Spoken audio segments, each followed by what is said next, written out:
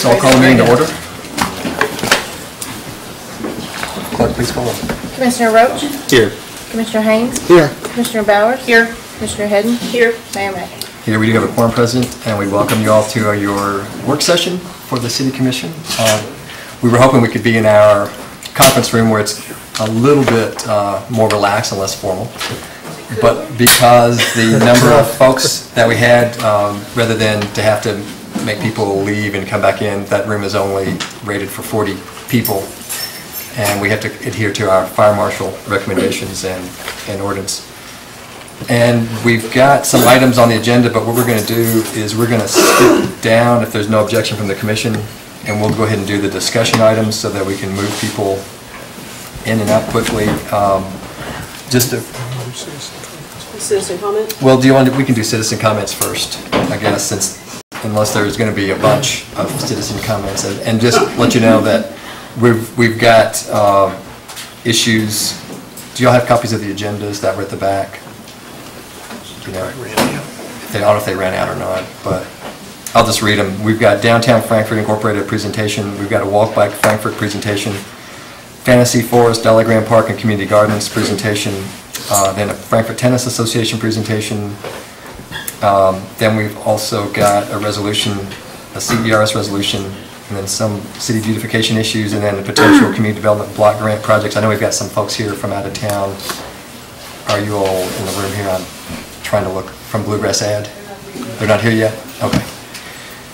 And those are what we've got on there, and then we've got some other items under the regular agenda. We have a sewer department update, and we have, of course, our reports from our different departments. And then also under old business, we're going to give you an update on our city manager search, which I think most people saw in the newspaper Sunday. There was information there. And then we're going to talk about our commission goals and priorities, which we've not had too many people from the public stay, so we won't make you sit through that, but you're welcome to stay if you want. And I guess we'll just go back to citizen comments. And the way we do citizen comments is under our rules of procedure. Any member of the public can come forward and have a 5-minute presentation. We do ask that you come over here to the lectern because of the microphone and being able to record for the city clerk's benefit so we can have a record. If you would just please state your name. You don't have to put your address in unless you just want to. And remind everyone this is a public meeting, so everything said and recorded here will be a public record. So at this time, is anyone wishing to come forward and speak under citizen comments? And if not, then I guess the rest of the folks here, you're going to be part of one of the presentations, I guess. Okay, go ahead.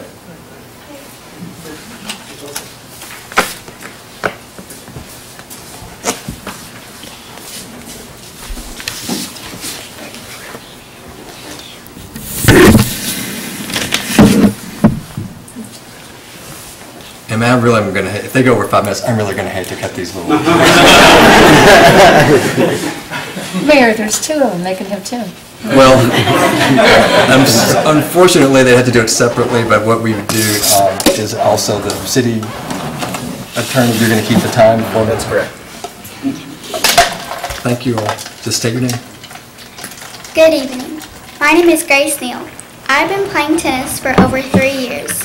When winter comes, it's very hard for me to play tennis as much as I want to, because there is nowhere to play tennis in Frankfort when the weather is not bad. Last summer, I participated in a Quick Start program. Over 50 kids participated, but when winter comes, most of those 50 kids had to stop playing tennis. Every weekend, I have to travel to either Louisville or Lexington to play in the indoor courts. I play tennis a lot, and it would be a lot easier if there were a shorter drive to an indoor tennis court. Hi, my name is Hannah Neal, and I would really like the indoor tennis court so I don't have to go all the way to Lexington or Louisville to play tennis indoors. Thank you. Well, thank you, ladies. Thank you.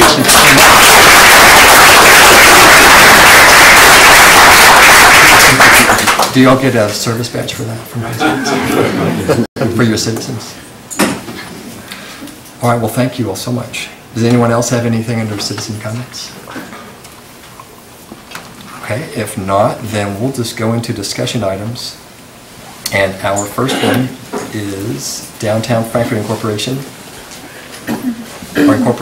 for a presentation from Doug Howard. It's good to have you back. And as you all may or may not know, Mr. Howard is a former member of this body, and we welcome you back. If I may borrow your projector.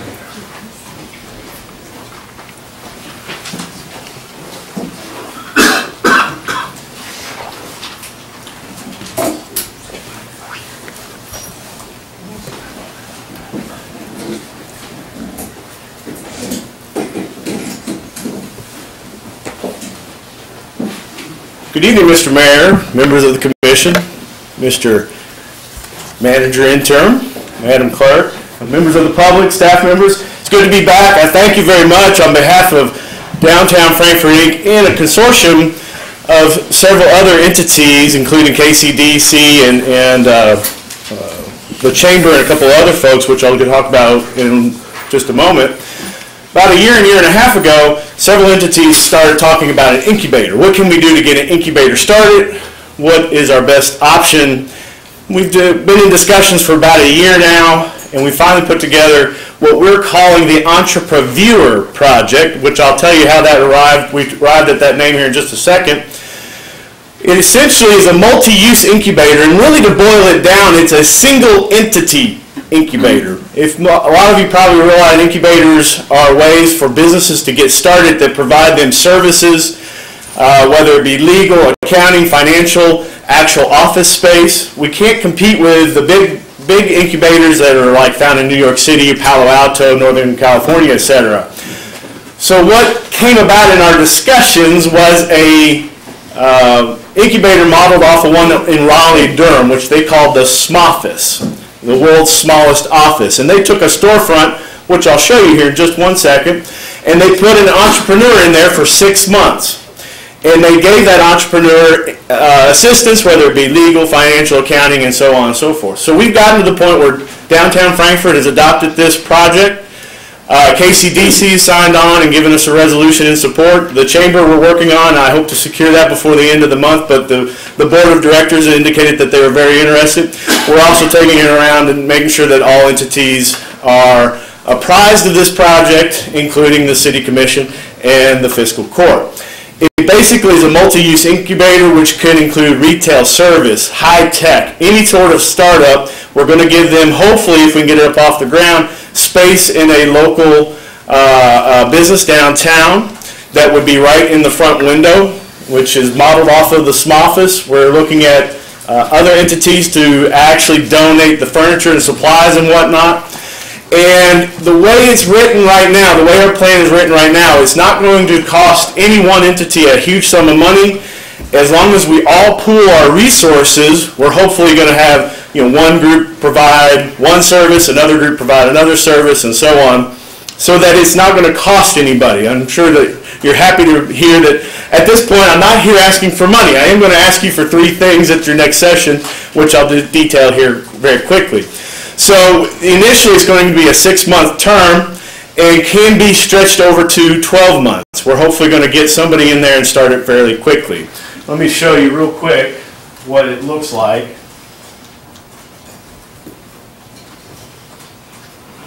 Right now we're working on the application process, which I won't go into today.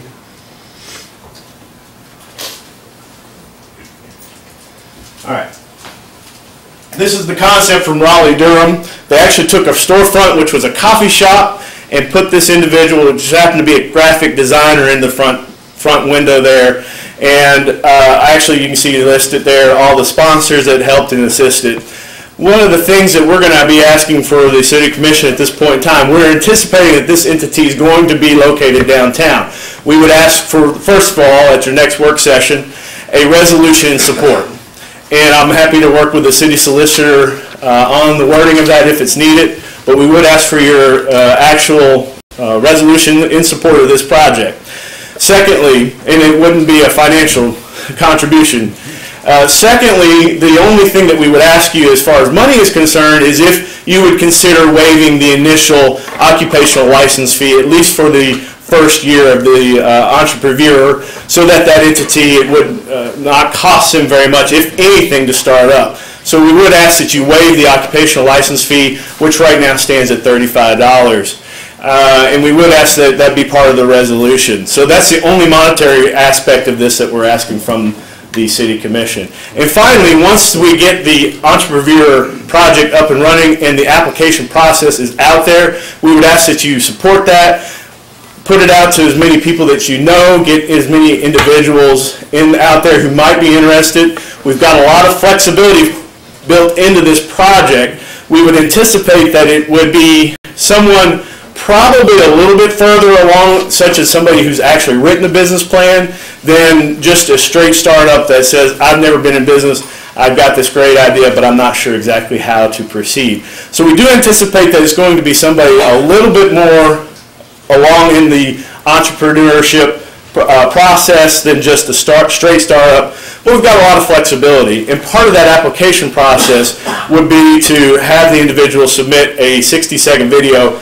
Here's the resources we're going to provide to you. Here's what would you anticipate using that facility for.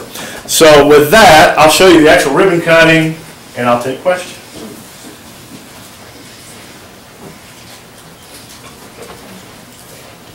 So this is the actual ribbon cutting that was held. So if we ever get to that point, we will certainly invite everybody to the ribbon cutting and look forward to having you there. If I may, just briefly, also we have a business plan writing competition coming up for the high schoolers. I would like to just throw the plug out for that, and the finals for that are March the 23rd, going to be down at the Paul Sawyer Library. So we've got a lot of entrepreneurship things in motion, and with that, may I entertain any questions, Mr. Mayor? Commissioners have questions. Commissioner Haynes. Now, you mentioned three things of support: the resolution, the waiving occupation tax. What was the third one? As soon as we get the application process done and ready, that you give it all to everybody you might think be a good applicant for the actual entrepreneur. And if someone decided to pay the $35 fee, that would not have to be part of the resolution. I'm sorry? Number two, the occupation license fee of $35. If someone wanted to make a contribution of $35 to pay. Oh, well, that would be certainly absolutely fine. We're going to be running this under DFI or another 501c3 entity. So yes, we can make sure that that individual gets to be able to have that as a tax write-off. Thank you. Any other questions? Yeah. Commissioner Hedden? Are there anything online that we can research ourselves to help keep ourselves kind of up to base? Or? The SMOFIS is a great resource online. You can see exactly what they did and how they did it, which we modeled a lot of things off of that. We're going to hopefully get a web designer to put up entrepreneur.com or something along those lines, so that we can actually have all that online. Great. Well, could you get in touch with our city manager? And whenever you guys get more stuff up to date, absolutely send it out to us? Absolutely. Great. Any other questions? How has it worked? It sounds great conceptually. How has it worked in Raleigh? How many businesses it formed as a result of it? That type of thing. So far as I know, this actually came out last year, and only one group has gone through that. When I went to check on here fairly recently, a month or two ago, back before the holidays, they had only had the one application process. So I don't know if the business has been rolled out into another full-time business or not, but that is our goal after 6 months, maybe 12 months, is to roll this individual out or group out into another office building. And then get a new person in. And then put another person in. Correct. Do you have a location? We have 2 or 3 target buildings that we are looking at downtown, and we have approached one of those individuals who may or may not be married to one of the commissioners. So I don't want to ruin our chances with that individual. But we have identified at least 2 top choices of buildings downtown we'd like to put this person into, and particularly a window front. Mm-hmm. And for my sake, my husband's business is his business. We keep it separate. So she doesn't know about it. That's why I don't want to comment on that. Any others? Well, thank you so much. Thank you very much. Thank you. Look forward to working with you all. Same, thanks. Thank you. Next item, we have Ms. Donna Hecker for Walk Bike Frankfort. Do you need the 10 people by the floor? Do you have a single resolution for Durham?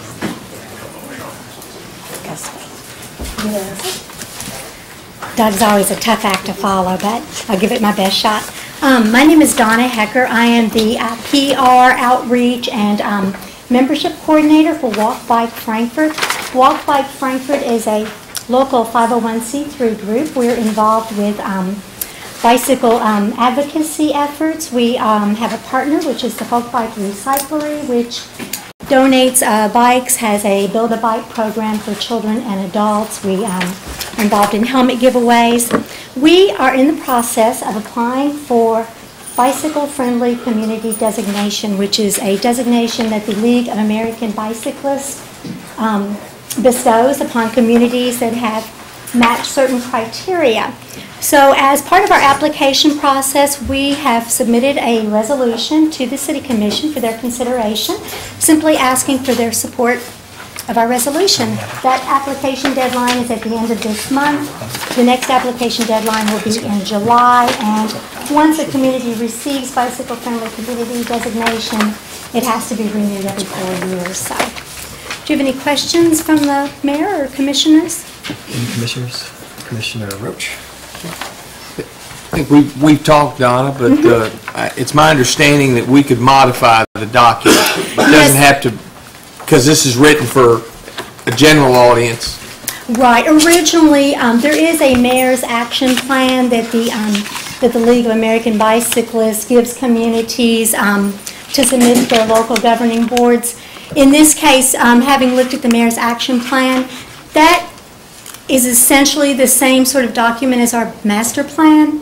So what I did, the resolution that was sent to you all, or that I think should be in your packet, is just a one-page resolution to support Walk Bike Frankfort's application for bicycle-friendly community designation from the League of American Cyclists. And essentially, it just asks you to support our application as we go through the process.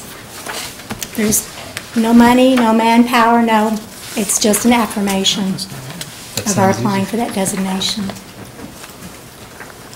Let's see one thing. It says a ride with the mayor. I have to go very fast to do that. What's that?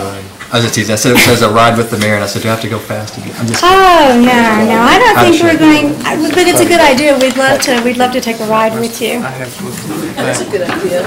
Well, that's a great idea. And we've got loaner bikes and helmets for everybody. But, yeah, the resolution, I'll just go through it really quickly. It just says that we, the Board of Commissioners, make decisions every day affecting the health and safety of our citizen residents, the efficient conduct of commerce and delivery of government services, and the long-term quality of life in the city of Frankfort.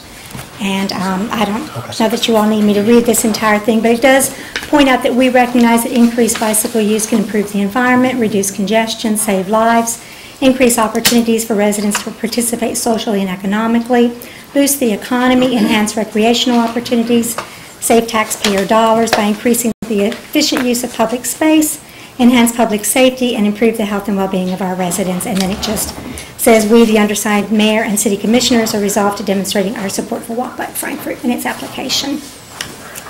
One last question. Was there a time frame? Does this need to be done just like yes, this month? We could do it. This is, our application deadline is February 26th, which I think probably coincides with the next City Commission meeting. And then we can reapply in July, or we can. The wonderful thing about the about the bicycle-friendly community designation, the designation itself is wonderful. You get a sign to put up outside city limits. You go on the League of American Bicyclists website. You get recognition there. Louisville and Lexington are the only two other cities in Kentucky that have it. But the real benefit that comes from this process is the feedback that we receive from the League, that basically looks at our master plan, looks at what Frankfort is doing, looks at what we're doing, and says, well, this is where you can improve, this is where you're already doing what's needed. The criteria is in 5 different categories. It's engineering, education, encouragement, enforcement, and evaluation.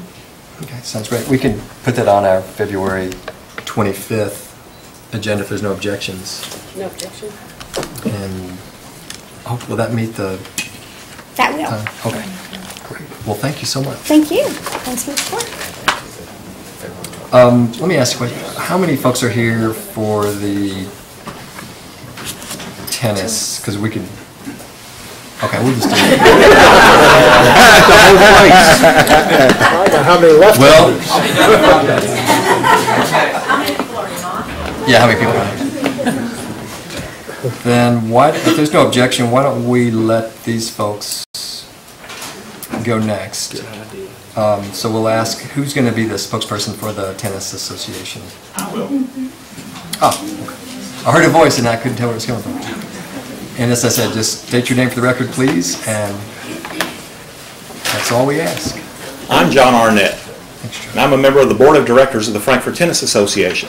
I'm also the tennis director for Frankfort Parks, Recreation, and Historic Sites. First, thank you for letting us come and have a chance to speak, and congratulations on your election and re-election and re-election. You left 2 or 3 re's out of that. I only have a few minutes. The reason we've come today is I'd like to give you a brief history of what we've done in the last 7 years, and then I'm going to ask a small favor.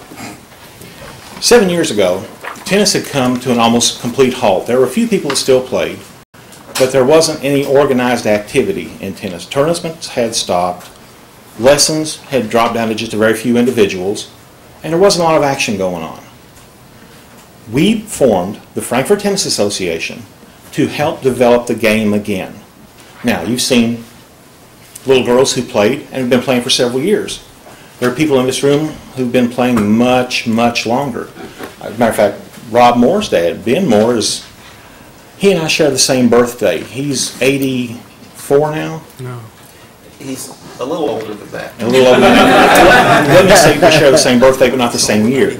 But Coach Moore's been playing since almost forever. But the numbers had dwindled. In the last 7 years, we've built one of the best tennis associations, not only in the state, but throughout the South. We've been awarded the best tennis association in Kentucky 2 years in the last 5. We have developed not only an adult program, programs for juniors, programs for seniors. People of every age can play tennis and can play it their entire lives. Now, how many of us here have had to travel out of town to play tennis? How many of us have had to pay to travel out of town? How many of you people would like to pay to play here in Frankfort if you had an indoor facility available all year round? That's our problem. Come November, tennis grinds to a halt. We can't play anymore. Now, we would like to ask that the City Commission form a study group, and we'll even volunteer to help. We've already done some work on this, to check about the feasibility of building an indoor multi-sport facility located probably in one of the city parks. I have a preference for East Frankfort Park, and there's already work going on there. That may be the basis for a continued site. It may be a completely different location. We've got an engineer with us who's done quite a bit of work already on the approximate cost of a building like that. We have a gentleman here that issues bonds for the state of Kentucky. He can tell you the cost of money these days, which has never been lower. Nobody hates to borrow money more than me. Nobody's more a fiscal conservative. But when money's cheap, that's the time to borrow. That's the time to bond. So, it seems that circumstances have sort of fallen into play here that may help us along. There is a need. Frankfort and Franklin County suffers the same afflictions as the rest of the nation. Obesity, hypertension, heart disease. These things can be combated with a new indoor facility specifically aimed at cardio events. We've even laid out the basics of a tennis facility that incorporates an elevated walk-in running track around the interior of the perimeter of the building. Anybody could use that at any time. That's something we think would be a real plus. Now, everyone's concerned about cost. I can only give you a very rough number, and that's just a basic number. There are so many moving parts to this, it really requires quite a bit of study. And any capital project is not something to enter into lightly. It's a serious business. We would like to ask that the Commission form a study group with us to report back in 60 days, 90 days, and to incorporate as many people around a big table as possible. We met the other day with David Steele of the YMCA. He has an investment in the city health. We'd like to have him here with us. Maybe the county's involvement. Our friends at the United States Tennis Association. They have some money available that might be able to help us with development. And your community. People who travel not only out of town, we have people from other counties who come here to play now. A facility like this would not just be a Frankfort or Franklin County facility. It'd be a regional facility. But it will require collaboration from a number of entities to make it work. And we'd like to ask you to take that first step toward making this a reality. Is there anybody here with me who'd like to add anything to this? Thank you very much. Appreciate that. That's really all I have at this moment. Any questions I could answer for you? Does anybody have a question for Joe? Dave, do you want to say anything? Is that okay? Oh, Dave? Sure. When we come up with that. Please do. Take my spot. David Steele, the YMCA, everybody. He's the executive director. Well, I would just echo that we're in support of anything that's going to keep our community healthy and active. Tennis is obviously a wonderful activity. We were approached on whether if a facility was there was a way to find a way to actually construct it. Would we be interested in perhaps managing it? There are some advantages to that, insurance, management costs. But of course, a lot of that would just depend on the type of financing, whether it's bonded, whether it's a local tax initiative. But we're in complete agreement. I'm here with Rosie McClavick, our board president, that our community is underserved with recreational facilities. YMCA has invested millions of dollars over the last, we've been here 118 years.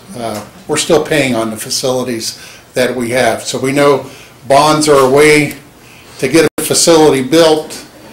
They're not necessarily the way to operate it, and somebody still has to pay the note on the bonds. So maybe it's a local tax initiative. Maybe there's, I understand our new city manager has just worked an arrangement with the city and the YMCA coming out of Indianola, Iowa. So there are plenty of terrific partnerships and collaborations around the country where YMCAs and local government have partnered. We know we've talked about this over the years, probably over the last 10 years. It was tried, a couple things fell apart, but it's a brand new day. Anything we can do to help people stay more active in this community, we're behind. Of course, we would want to be at the table if any type of discussion needs to happen. Tommy, I know we've got a lot of active members of our Y right here. Chief Will Hoyt, we know we got to keep people active, and we've seen tremendous growth with the Silver Sneaker program just in the last 6 weeks at our facility. We're taking care of a lot of seniors in our community. There's a great front page story on today's State Journal about Bonnie Clements, who's been teaching exercise classes for 40 years in the community. So we're here to help. And John, I think you got a great idea, but it's got to be feasible. Yes. I know the Y can't take on any more debt. We're still paying for what we have. So thank you. Yes. Thank you. And, well, if you want, anybody have any questions for Dave? Well, I guess either one of them could answer the question. It's an excellent idea, without a doubt, and I understand they travel from Louisville to Lexington. Do you have an idea what this facility is? Is it multi-purpose, the one you're going to right now? No, typically what we find is our players go to tennis clubs exclusively for that. As much as I'd like to have a tennis-only palace, that's really not feasible for us. We feel that we will be able to draw players from other areas. Somebody in this room just had to play a 9 o'clock match last night in Lexington. Doesn't get home till 11:30. Has to get up and go to work the next day. There are people in Lexington who have to play at 9 o'clock at night. But I'll bet they'd come over here and play on an afternoon on Sunday and bring their money from out of county here. Now, we've been able to develop a ready tennis market here. The USTA has awarded us for the last 3 years The Senior League Championships played right here in Frankfort. People from all over the state come here to play. They tend to be more affluent. They bring their money here and they leave it here with us. That's what we like. Friday we'll have a meeting with the USTA and they're going to tell us if we're going to get the senior tournament again with 500 players will come to town, or the state doubles championship that will bring nearly 700 people here for the weekend. We can do this more than once a year. If we had an indoor facility, we could start to bring junior tournaments here, bigger tournaments, more people, more dollars here in our restaurants, in our hotels, in our shops. That's what we want to see. We'd like to help make this a tennis destination. But until we have a chance to build that tennis palace, I want as many things available in that building as possible. The USTA would require that we build 5 courts inside. That's the minimum they would allow for a tournament. But you know, all 5 courts don't have to be used all the time for tennis. Well, if we took 2 of those courts and made them available for volleyball, archery, any number of things, it's a big wide open space. We feel that we can make use of that all the time and generate money from it. Now, I prepared a business plan based on the Ashland Tennis Center. They gave me access to their books for the last 3 years, which, by the way, was built with public money, but operates on its own. No tax dollars can be spent in the Ashland Tennis Center. We looked at their numbers, and Ashland is comparable to Frankfort in a lot of different ways, demographically. If they can make a go of it, we feel that it could be self-supporting. Maybe not to carry its debt load for construction, but operating costs, it can be done. And we've got the numbers we would be happy to show you if we can all sit down at some point and talk it over. So, we've done a little homework. We spent 2 years doing homework to bring us to this moment right here to ask that you take a step toward bettering the health of people in Frankfort and Franklin County. Thanks, John. Any other questions for Mr. Arnett? No, I just would like to just put a little information, if that's okay. 2 years ago when I was elected into office, my coworker, who is on the Frankfort Tennis Association board, Molly Jones, who isn't here tonight, told me she played tennis. I started playing tennis when I was 5 years old, along with golf, swimming, basketball, any other sport, you name it, I played it. But having 2 3-year-olds, it made it tough to get out and exercise. Tennis seemed doable. You could go out for 45 minutes, break a really good sweat, get your heart rate up, get your legs sore from doing some sprinting exercises, and go home and be fine. You're not playing golf for 4 hours or anywhere else. And it was local. I didn't have to drive out of town. John introduced himself to me at that time, 2 years ago, asking, hey, is there anything we can do? And I said, I don't really know. I'm really new to this. But in the meantime, John's been doing his homework, and I asked for them to be put on the presentation today. And he has done his homework, you can tell. And he's looked at the numbers, he's looked at the books, and he's not just thinking about tennis, he's thinking about the community. And the nice thing about this, the nice thing about East Frankfort Park, is that there's infrastructure already there that we're trying to put in. I don't know how doable it is based on the fact that the pool couldn't work because there's a spring there. There's a lot of things that have to get looked at. But the idea of getting this ball rolling, the momentum, getting something behind to work on some sort of recreational facility in this community is needed. As a kid, as a 5-year-old kid playing sports, I was looking for somewhere to go. And here I am, 33, almost 34 years old, still looking for somewhere to go and looking for somewhere to take my 5-year-olds. And it would just be nice to at least start looking at this path again. I know the money's not always there, but at least if we can go ahead and say, let's form a study group, like you're asking. Let's give you 90 days, 100 days, we'll get back to it. By that time, we'll have a chance to look at our budget, we'll kind of see where our money stands, and we can start seeing if it is feasible. We have time to talk to the county as well in the meantime.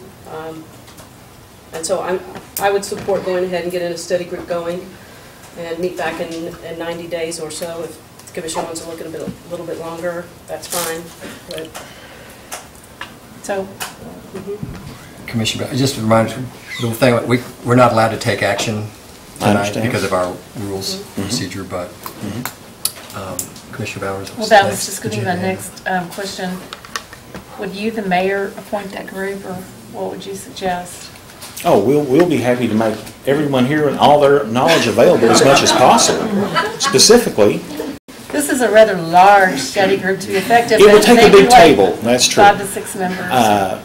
Well, again, we take an engineer who knows his business, a bond writer who could consult with us, maybe it's somebody from the school. Who's from the school?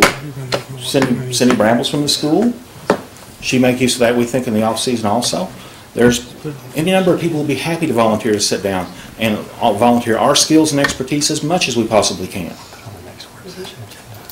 Yes, sir? Yeah, I was just wondering if maybe you just want to, we could just have that put on the agenda for the next meeting. So we're just talking next work session. Commissioner Roach was, I couldn't tell who had their hand up next, so I apologize. I guess I've been playing tennis a little while myself, and taught some of the people out there. And I was playing back when we had the other boom. Yeah. In the mid and late 70s, and we were going to put a balloon over Juniper Hill Courts. And it didn't get off the ground, like a number of other things haven't gotten off the ground. I think that the only way it can work, from my perspective, is to have something that's broad. So that if you have the tennis courts, you have a lot of other things. There aren't enough people in Franklin County, even with a renaissance, to support financially the kind of things you would need. So you're going to have other things going on there. And I guess what I would want to make clear to everybody, this is from my perspective, is we don't have the money. We don't have it in the foreseeable future. But I think if we have a plan and we're willing to really beat the bushes, we do have land, we do have contacts, but you'll notice if you look at most major recreational centers in Kentucky, they are not built with local money. Many of them are built with state money. And so I think we're going to have to look at a lot of different avenues, because we do not have the resources to do that, period. And also in a time when we've asked staff and everybody else to cut back, to then all of a sudden spend $10 or $15 million wouldn't be very prudent. But I do believe that if we have a plan and we work hard enough, we may be able to figure out how to do this with very little money. That seems an excellent idea, and I appreciate your candor in that. And I think Commissioner Heddon's correct. Let's take a step. There will always be a shortage of money. There will always be other priorities. But sooner or later, let's do something. Let's take a look at it. And if in 100 days we find it's just not going to work, we just can't do it, then at least we'll have given it the best examination and the best shot we possibly could. Commissioner. Right, and the other thing is to also say, we have lots of ideas, but maybe the possibility is to phase something. And who knows until we put a study group together. And I really think it's very important to get as much as the community involved in it. Very good. I myself have a sport management background, a minor in fitness. I'm very passionate. I work in physical therapy.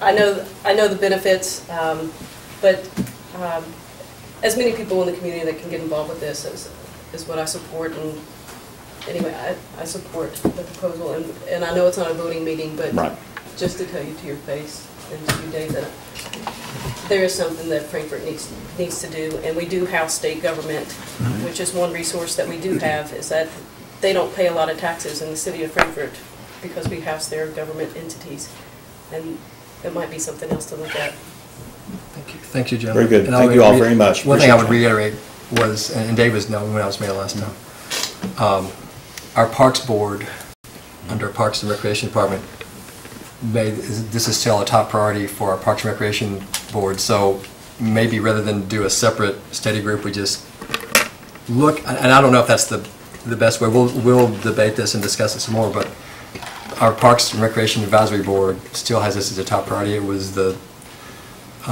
top 5 priority for us. Previously, it was the number 2 priority after public safety building, which was built and it's in place. So we do have some bonding figures that were done. I'm trying to think what year 2,000 floor there's. that was, but some of those can be updated now. You said you got some bonding folks here, but I would say we probably need to get some input from our Parks and Recreation Advisory Board to see some of the information that they have and some of the trips that they took. If Dave, you might have gone with one of those to other communities to see what facilities they have. So maybe we can partner on this and get it done once and for all, hopefully. Appreciate that. Thank you for your time. Thank you all, and thank you all for being here this morning.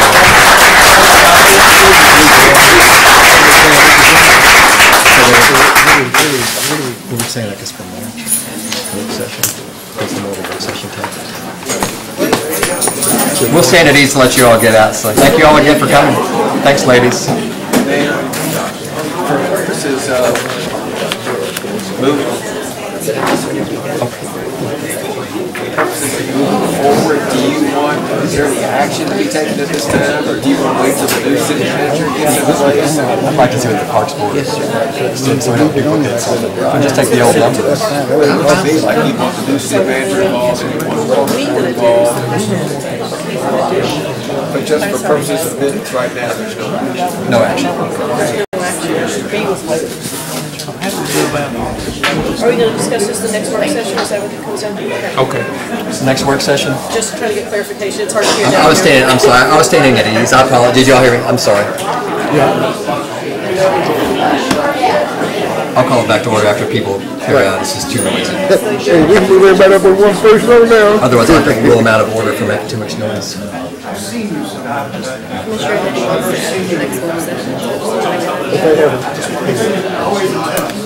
First all action be on that. Thank you all. All right, we'll get back to order. I do understand, let's see, the folks from the Bluegrass Ad are here.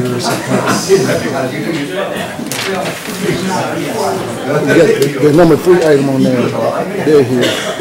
They were asking, the staff was asking if we could get the Bluegrass Ad people in and out since they're from out there. Oh, okay. They're still outside. Are they still outside? Yeah, with Fantasy Forest. Typically it's really cold. Let's go. Ready to go. We'll just go ahead and do the Fantasy Forest while we're waiting for the folks. That's okay. We're just trying to get the out-of-town folks in and out. But thank you, guys. If you don't mind, state your name. Sure. My name's Chris Shera. I'm president of Commonwealth Gardens, which is the organization that applied for and won the grant with assistance from the city of Frankfort that John's going to be talking about. I don't want to waste too much of your time telling you all about our organization. We've been around for about 5 or 6 years. If you want to know more about us, you can look at our website, commonwealthgardens.com, or our Facebook page, or you can just contact me. I'd be happy to talk to you about it. I love gardening, and I also love to talk about it. So if you want to talk about it, I can help you with that. I would like to say that from the very first moment that we approached the city of Frankfort about starting a community garden on Parks property, there are 2 community gardens on Parks property, one in Dolly Graham and one in Bell Point. Steve Brooks was the Parks director at the time, and he was very supportive and helped us get that started. And then he retired, and our co-directors that we have now, Jim McCarty and Jim Parrish, have continued to be extremely supportive of our efforts. And we've done a lot of really good things. There are a lot of people that deserve recognition for the things that we've done and the things that we've accomplished, but we would not be where we are today were it not for the support from the city of Frankfort that started with Steve and continued with our current Parks co-directors. So I just wanted to say thank you for that. And I'll turn it over to our Vice President, John, who's going to tell you about this awesome urban forest grant that we just won and have been implementing in Dollar Green Park. Thanks. And thank you, guys. Chris came. I know most of you. I know some of you all. Don't know some of you guys. Looking forward to working with you all this coming year, in capacity as Vice President of Walk Bike Frankfort, but also as Vice President of Commonwealth Gardens. 2 things that I, are highly involved in, and just really, it's easy to be highly involved because of the support we get from the city and from, as you guys see tonight, from the impassioned citizens that we have here in Frankfort that always have time to give and money to give, and just wanted to share with you some of the numbers about this specific project in regards to that. Over 85 volunteers donated about between 425 to 500 hours of their personal time on this grant. A lot of that, like I said, in collaboration with the city. We got a $10,000 grant from ACT Trees. For those of you not familiar with that grant, it's from the Association of Community Trees, Alliance for Community Trees. Thank you, Chris. And we received that money and have been able to basically institute an arboretum in a place where the Frankfort Tree Board had planted trees 10 years ago, native trees, but they were spread out. It was really awesome that they were there because this project really wouldn't have been able to move further along if it wasn't for the foresight of the Frankfort Tree Coalition, and I really have always admired their work. And basically, we built on their work. The city allowed us to have this community garden, but not a lot of people from the local community knew where it was. And we were hoping with this grant that we'd be able to enhance this, this FEMA space, the space that has to be designated for green use, save the parks a lot of money, really create a screen that would provide beneficial insects, just bring in pollinators, birds, everything that you can imagine the benefits for the garden, but also to benefit the community, to get people to actually walk into that space as opposed to walk around it. I have a couple pictures tonight. I won't take too much longer. I'm just going to share them with you and tell you about a couple of the other organizations that we've partnered with. The YMCA has helped. Go Frankfort has helped. We've had a lot of local organizations who have donated stuff that would normally cost the parks, like benches. They've donated through volunteer days, and we've coordinated the movement of that ourselves and gotten it there to the parks, and it's really beautified and expanded that part of the park. And really, the gyms also, they watered all these trees for us after we did all this hard volunteer work. They had one of these kids who has their job for the year when he comes back his freshman year in college. I hope the poor kid doesn't hate watering trees now, because he literally, you all know how hot it was earlier in the year, and they really, without their dedication, this thing might not have gotten to that next level. But it's so far, we've also made another organization donated $1,200 worth of wildflowers that we were able to add. So we now have another 50 to 70 species of native wildflowers that we've incorporated with those 72 species of native shrubs and trees. So it's really a nice gift to the people of South Frankfort, and we really, really appreciate the city and the park support, and we hope that this could be a model for other FEMA land or other land that has to be designated green use for all time, that it doesn't need to just all be grass, especially if there aren't kids playing on it. And perhaps more kids will play on it if it isn't all grass, if there are trees and there are flowers and there are things bringing them in. And also, now that it's there, it's also going to be used as environmental education with a lot of the local centers.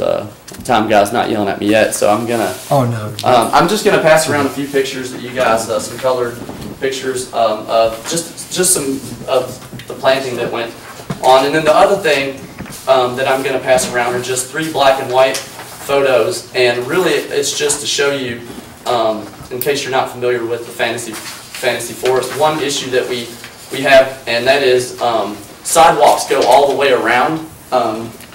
And it ends just in one area, and we think that could be corrected. We think we could just add that to the plan of when you guys resurface down there, or your sidewalk plan. But basically, there's a sidewalk behind that flood wall, which you guys are probably aware of. There's a sidewalk down the left side of the garden all the way down, and then there's a sidewalk that ends right there, and then it begins again by the recycling center. So there's just one little piece missing.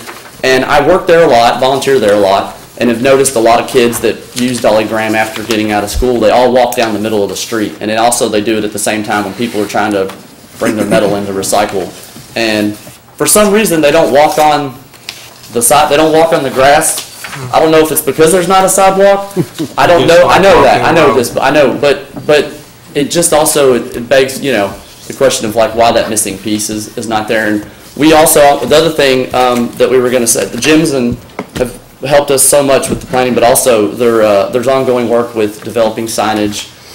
Connie May really has her vision about that, but and they've been really gracious, I think, with allowing our temporary signage and not making any rash decisions. Like I said, we're trying to save the city money by doing all these things, finding avenues to pay for it without you guys having to fit the bill. So we just wanted to share all this hard work with you guys that we did last year, and we're going to be improving on it more. So I just, in closing, just ask that maybe you all could think about that section of sidewalk being finished, like if you know, like you have to go through there, because it just seems like a no-brainer, and we will be even working harder to provide signage and beautify it even more, so it'll probably get used more. So, anyways, thank you guys so much. Thank you for all your work.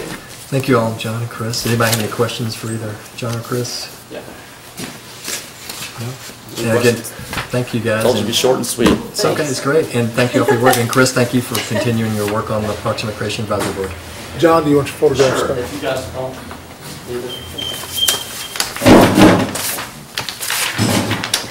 Are the folks from the ad here somewhere? Oh, sorry. Thank you all. I thought you were one of the little girls from the tennis thing. And I only mean that out of respect, I'm sorry. Thank you. I appreciate it. Are you a Girl Scout now? He told a Girl Scout joke earlier, that's what that reference is. No, Yes. not a Girl Scout. Just compliment you on your youthful appearance. Well, my name is Betsy Lasky. I'm with the Bluegrass Area Development District. I'm the Infrastructure Development Coordinator. And I just came here to briefly talk about a possible project for the city of Frankfort. We've talked with Bill Scalf and Rebecca Hall a little bit on applying for a HUD Community Development Block Grant for sewer projects. And we really think it's a great opportunity for the city because it's projects that are going to have to take place. The city's going to have to, build these sewer projects, mainly because a lot of them have a consent decree, so there's, an enforcement action against the city, so that, you've got to build these sewer projects. So we are hoping that we can apply for a grant here and help the city save some money. I guess I can just briefly talk about what would be required in being able to apply for the grant. One, the area that you would choose for this project would have to be LMI, low moderate income, at least 51% low moderate income. In talking with Bill, he thinks that there are areas that would qualify for that. And I think he even said that maybe one of the areas has actually already been surveyed. Maybe, I don't know if that's true, but so that's one requirement that would have to take place. And then, of course, you'd have to meet threshold, meaning that you don't have any other applications in.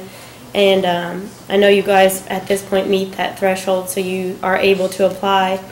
And then you'd want to apply as a priority one, and another thing you need to do that is a 50% match for the grant. And Bill has said that the sewer department would be able to match that because it's money they're going to have to spend on the project anyway. So we're just hoping that we can get half of it paid for with the grant. The city, of course, would have to be the applicant because the applicant has to be from a city or county, and then so we would need a resolution passed from the city supporting the application. You'd also have to do a public meeting prior to the application being submitted. And then, like I said before, the survey to make sure that the area does qualify, being LMI, low moderate income. So I don't know if there's any questions, or it's just kind of a brief. Thank you for coming and giving us information, Commissioner Bowers. I just wonder, is there anything that,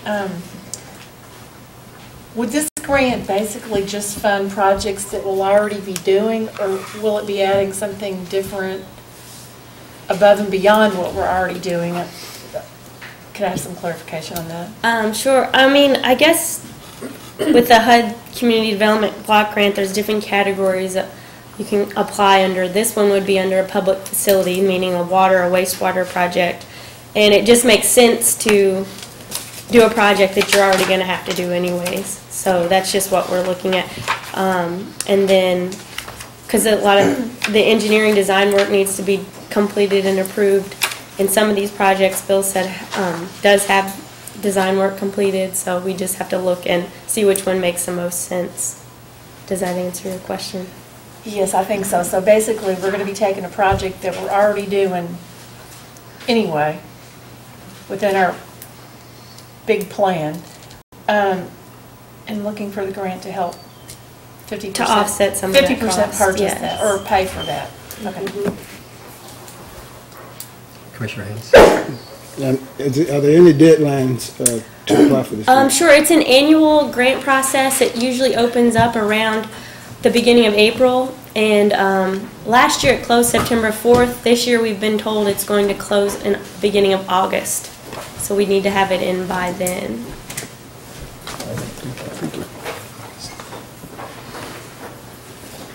And the grant itself only, I'm sorry. That's okay, go ahead. I said go ahead. Thank you. The grant itself only covers with the sewer projects, and is it going to be the Home Street area? We're looking at Bell Point. Do we know? Those are two of the areas I've been told that these.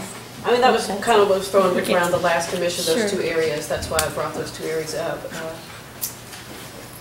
We have projects all over. I know. Yes, I mean, we don't, right now, we don't have any specific projects in Home Street identified. We've got a bunch we could do.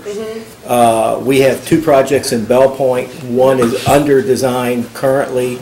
The other one, depending upon how my budget goes this year, we hope to start design shortly after July. Okay. So we've got several different, and again, either of, or any of those projects, we would have to make sure that they meet the thresholds. Right. Any other questions? Just want to ask real quick. The only LMI census tracts I'm aware of, unless it's changed, are in Home Street area. Is Bell Point now under the new? Parts of it depends on exactly where the projects are. We'll probably have to do door-to-door surveys. Okay. Which we did that for the last Home Street grant also. We had to do a door-to-door survey. Okay. So I say that's sometimes is a difficult threshold to meet, the LMI, which is low to moderate income, and looking at areas that driving by appear to be sometimes don't meet that because it's going to be based on the property owners. From the PVA? Well, no, you get into some other issues. You actually do a survey, and it's based upon the owner of the property, not the person, if it's rental, not the person who's living there. And that's where you get the... That's where the problem being built. It's the person that's living there. Oh, is it? Yeah. Okay. It is the person that lives Yes. That's right, it is, you're not right. the owner That's of the right. property. So if it's a rental, yeah, you would that's right. ask. I forgot about it, yes. So the survey basically asks the number of people in your household median household income, and it's in a range, so they don't have to give you an exact number, but based on the number of people in the household and based on the range of income, then they're put into, a certain category, very low income, low income. Go ahead, Commissioner. Rebecca, when do we need to start? I realize we can't take action, but I mean, we don't want to miss anything either. Right. Right. And I got a letter actually today from the Department of Local Government saying that the grant application for the old Y building was not funded, so that's why we know we can move forward with this. And they actually moved up all their deadlines this year, so they open up March 1st and close the end of August, or the beginning of August. Yeah. So soon, if you guys want to move forward, then we need to probably go ahead and start doing surveys, because it's a long grant application process. Can you add that to the agenda to approve? Well, I have a question. We talked previously about some of the home rehabilitation projects. This would not conflict with those, would it? Right. You'd Yes. only be able to submit one application. Because the question I had on that was, we talked about doing some of those rehab projects before. That was going to, sort of our priority, that if the Y grant was turned down, that we would, of course, that was the previous commission, we got new members, but that would be my only concern, is doing something we could fix up homes for folks versus something that wouldn't. Go ahead, Commissioner. Well, this opens every year, right? So if we do it this year, that at least gives us a year to look at what homes in the community and then reapply next year and just be ahead of the game, I guess, in terms. These, and Betsy can correct me if I'm wrong, but these infrastructure projects tend to go a lot quicker than the home rehabilitation, because a lot of times you have to qualify the household incomes individually, then you have to relocate those people, and a lot of times it's not just a rehab, it's total demo rebuild. They just take longer. And it would just give us that year to look at what properties and be prepared. Okay, City Manager wants to add something. Well, just for the board's information, these type of projects for the infrastructure, typically sewer department has the groundwork laid with the planning and the design phase, and it's just ready-made for these types of grants. So with the shorter window we have, we're probably better looking at infrastructure at this point in time. Okay. So if the commission determines to proceed with the infrastructure one, the sewer, what do we need to do to get this moving? Sure. Well, I think like Rebecca said, you need to identify which project you were going to go after, and then you need to do the LMI survey first just to make sure that that area does qualify to apply for the grant. Then you need to hold a public meeting. That's one of the requirements for the application. And then the city commission would need to pass a resolution supporting the grant application. So Mayor, what steps do we need to take to get this done the fastest? I think if we just say if we could direct staff to go ahead and move forward we don't vote on anything, but just if there's no objection to let staff handle from a staff perspective of putting together the requirements of this HUD Community Development Grant and identify the LMI areas, set the public meeting, and any other, and have plans available, which it sounds like we already have anyway. Correct. Yes, in most of the targeted areas. Okay. And then we would bring back the proposal to the commission for the resolution and the application process. Any other questions? Ms. Sasky, thank you for coming over. Thank you so much. Have a pleasant, safe trip back. Thank you. Thank you. Let's see. Where are we? CERS, I'm sorry, city beautification issues. My eyes are looking all over the page with my trifocals. Where is it? City beautification issues was first. This was added to the agenda, I believe, on Commissioner Hedden's remarks at the last meeting. And if we're not ready for presentation, we'll just pass over it and put it on for the next one. I think that's fine. I think what happened, Chief, is when we were having those, you're exactly right, when we were having those talks about items we wanted to address, I think you said, well, one of the next 2 or 3 work sessions, just have somebody come in and talk to us about beautification because we didn't know very much about it. So it would just be coming from, I guess, the Parks Department does most of the beautification, do they not? Mostly. That's correct. In terms of projects, not enforcement, but projects. So I guess just trying to fill in the rest of the new commissioners in regard to how the beautification takes place. Are we looking for larger trash cans in certain areas? Or are we looking for? I think we might want to put it off. Yeah. If we could get some more direction from either the board collectively or individual board members, then we can put it back on and discuss specific items at another work session. Right. So we'll pass over tonight and we'll put it back on as needed. So it doesn't mean we're going to keep it, pass over and let it retain its place in the agenda for next month, unless there's information available. I don't know if the Urban Forestry Board has information as well that could provide information to the commissioners on terms of what trees and other types of shrubbery are being planted, and there's that kind of information too that you're looking for.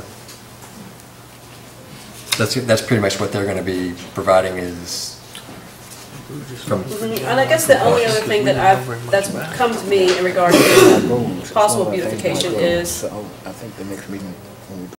larger trash cans downtown, especially with summer concert series, and making sure that the areas are cleaned up when we know events are going on, such as when Expo comes on, that we do need people there on Sundays to help clean up. Or if there's an event somewhere else besides downtown, if we're having an event at one of our parks, just to make sure that those areas are getting picked up and staffed appropriately. One thing we could also consider is to say that for certain events, we require that the folks running the event pay for litter and trash removal as well, on top of the small stuff to consider. So do you want to look at March or until staff can get information back?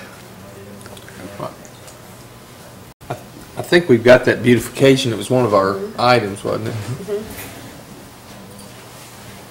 It might have to come up later on. I'm good with passing over it until we really know what we're trying to get out. Is there any objection to that? We'll pass over until staff's ready to bring information. Good. All right, thank you. Is that clear as mud? That was about that clear. All right, CERS resolution. If I may, Mayor. Go ahead. We've had a request from Kentucky League of Cities to support a resolution for pension reform. Attached to your work packet is the sample resolution. However, the resolution does not have, I don't believe yours has the monetary amounts. So the monetary amounts would be in paragraph 4. Fiscal year 2003, the city of Frankfort paid approximately $2,300,000 into CERS for retirement benefits for city employees. And in fiscal year 2013, 10 years later, the city of Frankfort will pay approximately $5,200,000 into CERS retirement benefits for city employees. Now, the rest of the resolution, of course, discusses, it is in support of the recommendations that have been made by the bipartisan committee for pension reform and has gone through, or going to the Senate. The Senate passed it, it's going to the House. Right, it's going to the House. If the Board of Commissioners would if it's their will and would like to add this, then we can submit it to the League of Cities to be considered, be passed on and considered to the House, or if you want to take no action, that would be fine, and you can contact your representatives individually or the League of Cities. It's here for your discussion and decision on action. Commissioner Roach had your hand up. Well, I think we need to approve it and send it over. The pension costs are unsustainable, and even though they sort of think this might be a final solution, I suspect there'll be another one another time, because 4 years ago we had a solution as well, and we're back again. But the bottom line is for the city, this flattens our pension contributions. So basically, you're going to be funding your non-hazardous duty people at about 19% of personnel cost, or give or take, and the hazardous duty about the 38 or 39%. It'll stay about the same. It may even go down a little bit. Otherwise, you'll continue the escalation of what we have, which is not sustainable. It's just simple. It's really simple. It's just math, and it's just not going to work. And so I think this plan where they tackle it is a really good plan. I'm sure there's problems. The number one problem being that the state has to make their actuarial contribution over a 30-year period of time, and since they haven't made it for quite some time to speak of, that's one of the reasons we're in the problem we're in. But this commits them to that. I realize legislators can always change that commitment, but I believe this is the way to go, and it will help the city and help cities all over this state be able to fund things besides personnel costs. Because if that's all your budget is, you can't do anything. Any other comments? Commissioner Bowers? I assume that this is a work session tonight, so this is for our next meeting. Right. We would have it ready for the voting. Any other questions, comments? All right, we'll go back to, that concludes discussion items. Let's see, so is there, back to the discussion of the tentative agenda, is there anything on the tentative agenda for February 25th that needs to be discussed? I would say pay particular attention to the consent calendar. If there's anything on the consent calendar that anyone would like Mayor, I just want to discussed, ask, and we take it off the consent calendar and put it on the regular.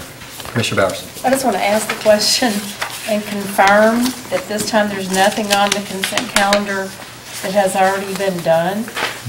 Can we just be assured of that before we vote next time?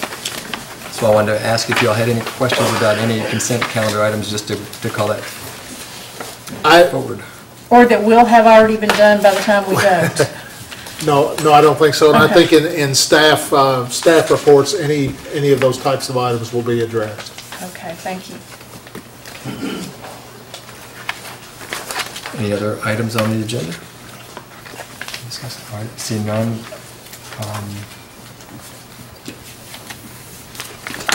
Back over. We next have city manager reports and staff comments. So I'll turn this section over to the city manager to provide any reports, and then ask staff for any reports that they have to just, I'll let the city manager call on the staff as needed. Thank you, Mayor. We do have several staff reports tonight. Let's see, we start with Chief Passage. Do you have any on fire? I'm not one that has a report right now. You're a lucky man, Chief. Jim McCarty, Parks. Parks and Recreation thing. Randy Donahue, are you going to come up with him on this one? He's going to do that. I've got a couple of things, other things. Okay, thank you. We have a couple from Parks, just an FYI.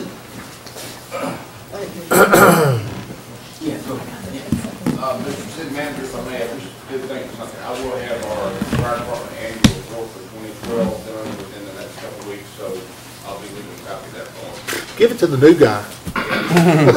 Thank you.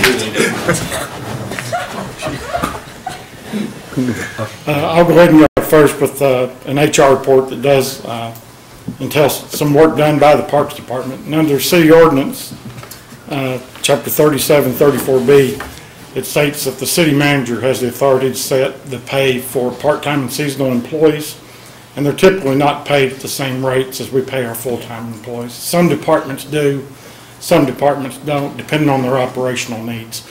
And so, since you probably all recall 4 or 5 years ago, we went through a phase where for several years the federal government increased the minimum wage, and in that process it forced a lot of those part-time and seasonal people at parks who were typically paid around the minimum wage, forced them into a really narrow band and created some inequities. And so we've been talking about for a couple of years coming up with a more structured process for determining how to pay part-time and seasonal staff at the Parks Department. And the Parks Department provided me and city manager with a draft about 4 or 5 weeks ago, and we had some comments, and they went back and they've now pulled together a package that the city manager, Mark, and I have reviewed and we're both comfortable with. I'd be glad to give you all copies of that, but I do think it helps us address several issues. Helps us address all that compression from those minimum wage changes, and it helps the Parks Department. They've rewritten their job descriptions so that we can better identify who's being asked to supervise other people, so that we can set up more of a hierarchical structure and pay people accordingly to that hierarchical structure. So in a nutshell, that's what we're doing, and I'd be glad to answer any questions, or Jim would, or I'd be glad to provide you all copies electronically or paper, as you prefer. Any other questions for Commissioner Rich? Sorry. How much more will it cost? It's about $9,000, but it'll be out of different divisions. We're also going to cut jobs. But the problem that we've had all in the past, like Randy was saying, of course, some states have already gone $9 minimum wage, and that's something y'all may have to address somewhere down the road if the state does that. But some states have already gone to $9. It's just not fair to have people come in and supervise other people and do job tasks and be paid minimum wage for somebody, and I'm not using this as an example, but somebody in the concession stand. That's not the right thing to do. So we tried to make it where people have specific jobs, just like the city. The city has pay grades. The higher up the pay grade you go, usually the more job tasks you're asked to perform. So we've been trying for years, and we finally, with staff, come up with something we think is fair for the people that come on board. Now, some people are already making more than, they've been here a long time, those are good employees, but the new employees come in, say somebody started tomorrow, it's not fair to ask them to do a job that a 16 or 18-year-old could not do. So we finally come up with something we think is fair, and we think we can work it in our budget. We're going to actually cut positions. But that's always the problem we had. You know, just like you say, it's hard to, we've been lucky in Frankfort that we got a lot of state retirees, we got a lot of city retirees working for us, and county retirees that work for nothing. I mean, absolutely nothing, and do great work. We're so fortunate, or you would not have the great parks and facilities you have now, I can promise you that, because it's just, staffing is just not there. Thank you. And one of the reasons why the timing is important here is most of the seasonal employees at the Parks Department, they can only work 9 months out of the year to comply with the retirement system's guidelines, so they do not work December, January, and February. So a lot of those folks will be coming back on board March the 1st. So we wanted to have a plan in place when we brought those folks back on so that we were putting them in the structure in an appropriate way and recognizing the ones that had been given more responsibility. Any other questions? So are we going to be seeing this structure? If you'd like, yes. I would like, just We for my can- knowledge. We can, absolutely. If email's okay, I'll email something out to you guys tomorrow. Or just stick it in my drawer would be fine. Okay, paper for you, email for... Email. Next time, email? Email's fine. Okay. Well, you can email it as well, but I like a hard copy in case my printer goes bad or something such. Okay. Thank you. Thank you all so much. Thank you all. And speaking on the recreation thing, it seems like tonight, we had a meeting, and I'll name the people that were in the meeting, as you read in the paper. Bill Carmen was there, Rodney Simpson, Charlie Lewis, Joe Dunn, Jim Parrish, Rebecca Hall, Britton Skinner, myself, Jim Tidwell, and Joy Jeffries on a proposal that, they want to build some type of facility on the river on their land. And to give you a little background on this, 2 years ago, Mayor Gippy Graham asked Fred Goins to meet with us, and Joe Dunn wanted to build something, a park for the little kids. They call them the chain gang. Kids that come along, walking along the streets, there's no place for them to have a playground or anything. So we met with Joe and Fred, and they looked at we drove Joe down around and looked at a lot of different places all around Frankfort. As you know, downtown Frankfort, there's not a whole lot of area that you can build a playground or something like that. So we ended up going to the river park, but we didn't really think that was appropriate for the river park. It's more of a history park. We got a lot of, I don't know if y'all know about the stone walls that the dry stone masonry are built there. Make a long story short, it did not work out. Kind of lay dead. We thought it was dead, and then next thing you know, I don't know if Britton or Joy brought it up to Joe Dunn. So we had a meeting, very preliminary meeting, talk about a lot of things. And if you want to ask a lot of questions, I will. But the main thing of the meeting was that they want to get private money, not government money. They want to raise the money to do this, which is good for us. The reason Rebecca was asked, because, like I told you, if there was a grant, it would probably be land water conservation funding. But the deed owner, whoever owned the land, would have to qualify for that grant. That's the reason Rebecca was there. It was just a lot of questions. It was just a lot of, what can we do? We know it's in the floodplain. We know there's a sewer line that runs through it. So there's a lot of things not exactly right. But like I told you all, it's a project that could be done without bonding money. If a group got together and raised money, this is something that could be done hopefully maybe a year or two down the road, something like that. So we did have a meeting. I wanted Joe to know about that, and if you have any questions, please ask me. I'm sure there's going to be a formal presentation within a couple of months to you all. Just one question. Is that the only property you're looking at, is the one on? That's the only one that, yes, that Joy, that she owns the property. It was Rodney Simpson gave it to the Riverfront Development. They'd like to have something developed there. Yeah.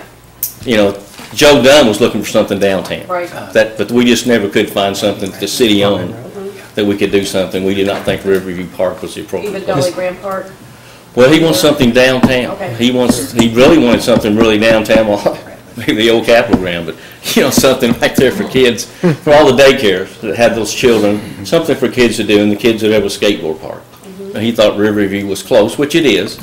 It's fairly close, but it just didn't work out in our long-range plans, what we want to do down there. Just need to correct one thing. Mr. Ratliff, Rodney Ratliff, was the person who actually donated. Yes, to the riverfront development, and it's just land that's been sitting there and they're trying to find something use for. There is a Riverwalk trail, obviously, you know, that runs through there, so. I run it a lot. Ran it today. But it was just the first meeting, and like I said, there's going to be a formal presentation, I'm sure, to you all in a couple of months to see if you all want to be involved, and then you will be able to ask a lot more questions than you can ask me. But that's what we had on that meeting. The other thing, Sunday, we had the Consul General of Canada, Roy Norton, laid the wreath of the War of 1812. Small crowd, but a good crowd. Mayor May was there. He said some nice things and everybody else, but on a funny note, I always like to leave things on a funny note. Roy Norton said that in Canada, the mayors are called Your Worship. Your Worship. And I said, well, I don't know if I can call Bill May Your Worship, but it's worth a shot. But you know that's not going to happen. And that's all I have. I don't know if we can call him that or not, but that's what they call the mayors in Canada. Don't do that. Not even teased. Well, I'm sure I'm going to get teased now. It's going to get teased. Let's see, Kirk, do you have anything from golf? Okay. Randy, anything else? Major Deaton?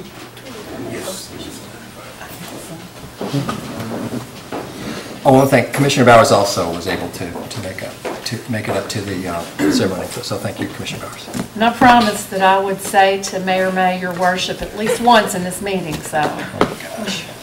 Thanks for reminding me. Don't promote. Sorry, go ahead. Is that a requirement? I think everyone here knows better. Oh, okay. Just had a couple of quick things. As you know, previously, we had reported that on January 26th, we were going to conduct the 13th session of our medication disposal program. And during that time, we had 60 vehicles go through our station at the County Health Department. And from those in our collection box, we received 72,717 capsules, tablets, and medication doses. That brought the total since the program's inception in 2010 to 424,851 doses and medication units. In addition, we're currently taking applications for the spring session of our Citizen Police Academy class. It's going to be about 10 weeks starting on March the 7th. And if anyone's interested, we have distinguished alumni in the room. Also, on a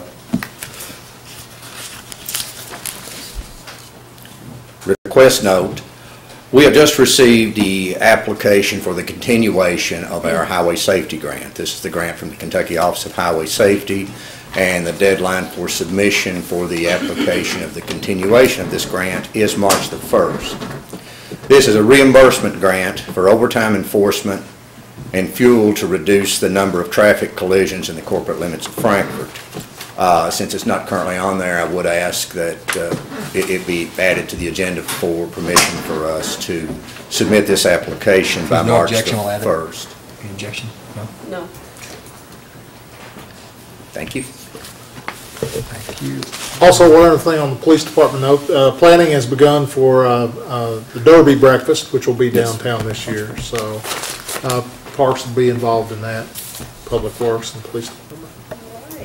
And it's supposed to be the same as last year. Even better. Sorry. Even better. Mr. Donahue, do you have anything else? Ms. Hall? Mr. Bradley? Yes, sir.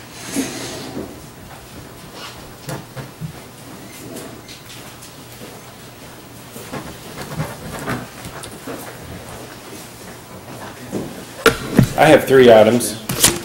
The first one is more information and hopefully in the future get some guidance on.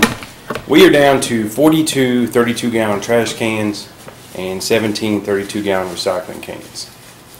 So as the requests keep coming in, we're giving them out fairly quickly. At some point we'll need to know what the Commission's wishes are. Could you get those numbers again? I'm sorry. It's 42 of the 32-gallon trash and 17 of the 32-gallon recycling. Commissioner Roach. Did you, were you there? That's Commissioner Roach, unless, I didn't. Ladies see her hand up. first. Okay, Commissioner Bowers. Well, I just think that if some commissioners want to revisit that whole issue, that probably we need to put that on the next work session agenda. I would hate to, like, direct you to order more if this commission has a majority of people that want to tweak it in a different direction or allow people to use those cans or different cans if they want. So I would just recommend we put that on the March work session agenda. Is that going to be soon enough to deal with it in March? Because I think this is bigger than just order cans or don't. Yes, ma'am. Litigation. Based on what I've heard from different commissioners in the planning session meeting. How many mid-level size cans you got, and how many of the big ones you got? We don't have very many of the large ones. I'd have to get a current count on the 64s. What does it cost to upgrade? It costs $20 to upgrade. Did we consider a lucky February month or lucky March month where you get a free upgrade so we don't have to buy? Because we've ended up, so many more have taken the smaller cans than I think anybody expected. Right. Yes. And they've done it for several reasons. One, they're doing better with their garbage. Two, some of them probably aren't following it the way they should, and a variety of other reasons. But I think that would be part of that discussion Mr. Bowers was talking about. It may be that we just need to give some incentives so that we don't have to buy anything. Yes. Because I know there's a whole bunch of those other size cans. Yeah, we have plenty of those. You showed them to me. Yeah. So we're going to have that on the next agenda? We'll put that on the next agenda for discussion. Okay. To get an update on all the can sizes and. Well, I'm thinking the ordinance just, itself. yeah, just a discussion about the whole issue because, yeah. And perhaps in the meantime, if individual board members have any ideas for tweaks Okay. or changes, perhaps they consult with Mr. Yes. Bradley, and we'll have all the options ready for discussion. That'd be great. In the meantime. All right. The second item. Did you get your question answered? Yes, sir. Okay. The second item is about 5 months ago. We discussed with the previous commission about finding a place to dump fill material, waste material, topsoil, rock, concrete that during our projects that's generated, and we need a place to put it. In the past, we put it on the Carpenter Farm. That part where we put it, the plant board has taken over. We could put it on the other part, but that may devalue that piece of property. So we found another spot. We had an appraisal done on that, and that's probably something that I'd like to discuss further. This is something that both Public Works and the sewer department would use to place waste material, rather than pay to put it in the landfill. So you are going to bring a proposal? What's the best way to handle that? Right, that'd be a closed session matter. Right. Because it's property. Gotcha. So we'll add that for the next work session agenda? Okay. And that one's for closed session, is what you said? Right. Good, okay. The last item is something I would like to add to the agenda this month. As you know, we've been working with old equipment all along, and we're trying to come up with some inventive ways to purchase new equipment. And we earlier this year we sold a rubber-tired loader, and we'd like to use that money along with a trade-in value of a piece of equipment that's going to be due for a pricely upgrade, but we can trade all that in on a mini excavator, and we'd end up having to get about $5,000 out of either municipal aid or the flood wall maintenance fund. And we can go into particulars on that, dollar values. It's just something that we've kind of worked up to be able to update our equipment. It's something that's necessary to replace a rubber-tired backhoe that's a 92 model, and we're trading it in. Yeah. 92. for a little bit more versatile piece of equipment. Okay, thank you. Any other questions for Tom? I do. Well, Go ahead. Are you, you're all just going to do this? I mean, is this something that? No, it would have to go on. I'm the agenda. asking to add it to This the would be- agenda. Right? Oh, it needs to go on the agenda. Go to consent? Well, or regular, probably. Probably be under new business. Okay, If it didn't make it to the consent agenda, it would have to be added under new business. okay. I mean, if there's no questions about it, then we can put it on consent if the board will direct the staff to do that. It doesn't really, Want this one? How long when do you need it? Yeah. Besides yesterday, when do you need it? 2 things. I mean, we don't have to have it this month, but it'd be nice to go ahead and work the deal. I guess the reason why I'm asking is you're going through the budget process, I Right. assume, between now and June 1st or now and May. Right. And is that an item that can be included in your budget request with the way you're figuring it, or is it something you can't wait? Well, both of those, we have the money in the flood wall maintenance, which we would be using it for some stormwater issues as well. We have that money already budgeted, or from municipal aid. Those are both things that the money's there right now. We're not asking for an additional I'm fine. budget amendment. I'm It can fine be with on the consent. is there any objections to that in it, consent? No objection to put it in consent. If it just goes back in. It's, just as a point, one of the commissioners asked if we don't spend it, where's it going? I said it just goes back in, stays in the account. And it's probably, from a budget standpoint, this is all kind of like magic number stuff here. But it's probably better to go on and take it out of this year's budget than to put it into the budget next year, because it's gonna, it's all accounting procedures, Steve. Just when I say magic numbers, I don't mean it's anything anybody tries to hide. It's just putting it under the current budget. It's just easier to keep up with money-wise. And correct me if anybody disagrees, unless all the budgets of all the departments, if you want to just put stuff off that you could buy next year. I mean, now, just put it off for next year's budget. Well, he Just may kidding. need Look at the something public next on the year, but face. he's already been needing for 10 years, right? So, Yeah. just consent. Okay, thank you. Any other? Any Thank you all questions of for, me? and please express our gratitude to all of the folks for their wonderful job on removing the snow, as always. We appreciate They do a that. good I know job. they had a driver that was, at least one or two drivers that were sick or unable to be out of town. I don't remember if it was sick or on leave, but I again. think one know- of each. So that's why I was trying to remember. So we're having one person off for leave and one person off for being sick. That put a big burden on our folks. I know that one of our supervisors had to drive. Yes. One of the plows. Or We were actually down, I think, 3 guys. So they did a great job with limited staffing. So thank you all again. I'll pass it on. And all the other folks, police and fire, were out doing that stuff. And I don't know if the sewer folks had to go out, or I don't think we had to call in our parks people, but, all right, well, thank you all. Mr. Mueller? I only have an information item for y'all. The 2nd Street Task Force, 2nd Street Forum Code is going to the Planning Commission Thursday, the 21st of this month. Starts at 5:30. And then I was asked by the Chamber to be a guest speaker at the Chamber Luncheon tomorrow at 11:30, so I will be there at the Cooperative Extension talking about the 2nd Street Forum Code proposal. So I'll let you know. Thank you. Thank you. Thanks so much. Let's see, since Mr. Scalf has his own agenda item, I'm not going to let him talk twice. Mr. Dawson?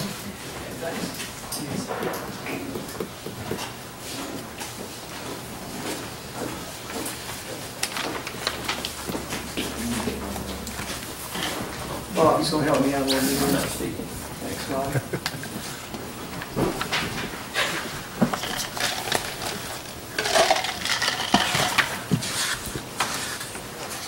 Mr. Dawson, make sure you get to the microphone or bring the microphone over with you. If it will. Will it go? Come over there. I don't know. You know what, you can just, here, is mine attached underneath there? Okay. I can't see in the front, but if it's, It's mine.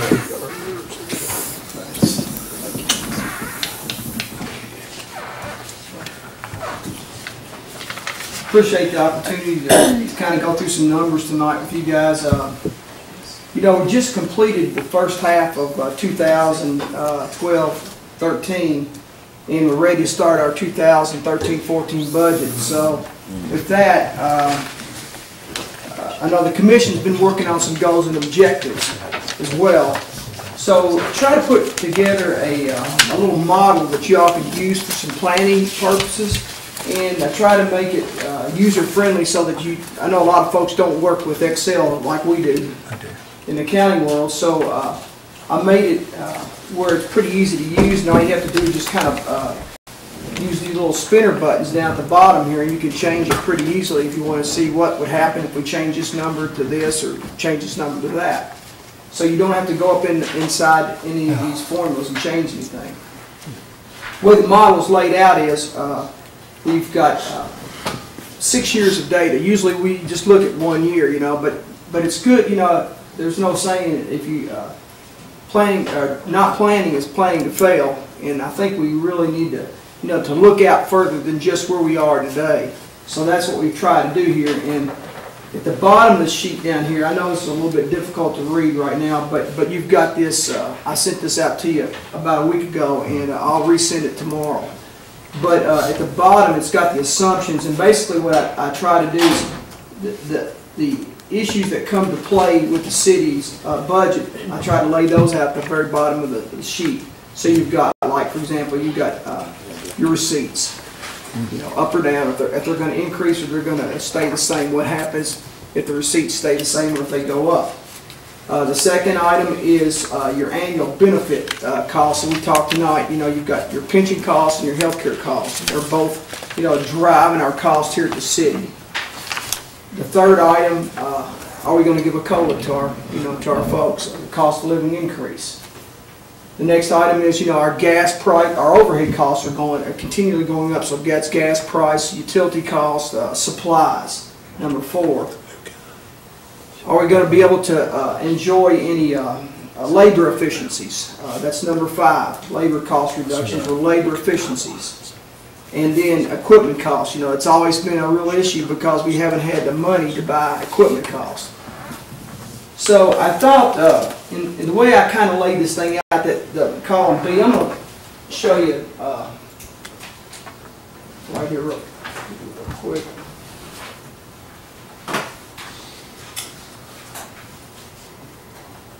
If you look at the top of this, I'm just going to talk here real quick. You got the, you know, 0 is the year we're in right now. What I assumed for this scenario that we put together, this model, if you would, is where we are today. That first year, and I assume that revenues are about where they are right now. You know, where they've been the last couple of years. We haven't seen much increase in our revenues. And then I added on the occupational tax increase, half of it for in year 0, which is the year we're in now, and a second amount for year 1. Total about $1.7 million spread 2 years, about $850 per year. So I put that in the income side, and as well, I assume that the big question we always have is where is labor cost going to be for the year?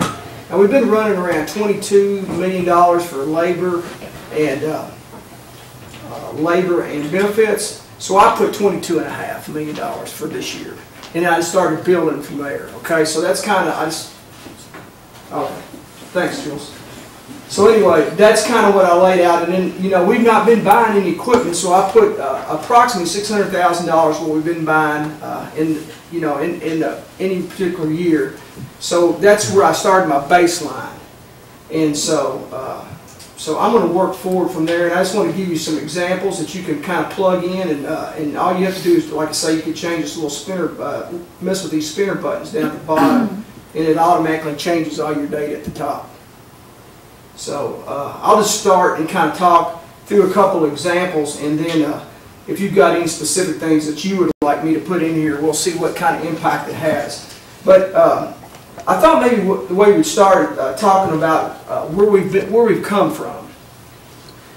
2000 to 2004, we saw the city government was really thriving pretty well.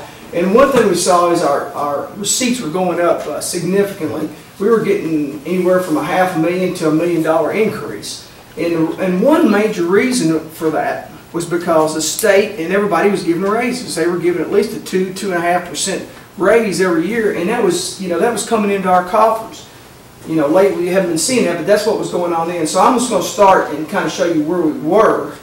And if I, when I start to raise these numbers, you see the numbers start to change. And you can just kind of watch net receipt expenditures if you want to focus on that. But I'm going to, as I raise this number here, it's going to take, the income up.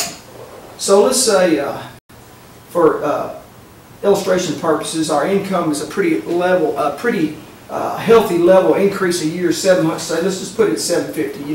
When the state was giving raises, we were kind of anywhere from $500,000 to $1 million increase every year. So we'll display it at 750 and just see what it does. So you can see, the trend is up on the net revenue side, the net expenditure, the net income side for the city. Does that make sense? Because the income's going up.